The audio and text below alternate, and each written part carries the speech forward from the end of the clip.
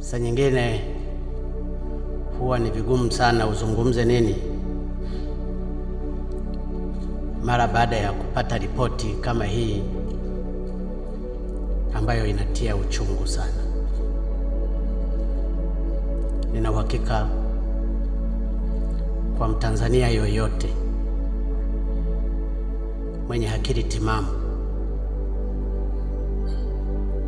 ukisikia ripoti kama hii inatia machungu sana, na ndio maana ninashindwa nianzie wapi, ninashindwa nizungumze nini katika ripoti kama hii. Lakini labda nisije nikasahau,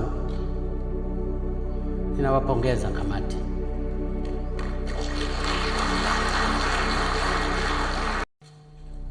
Saa nyingine huwa ni vigumu sana uzungumze nini mara baada ya kupata ripoti kama hii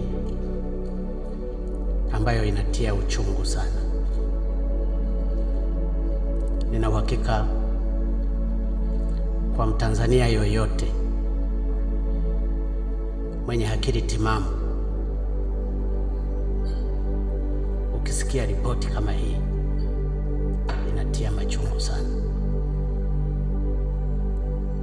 na ndio maana ninashindwa nianzie wapi, ninashindwa nizungumze nini katika ripoti kama hii. Lakini labda nisije nikasahau,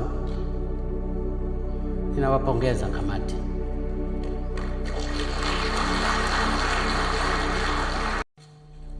Saa nyingine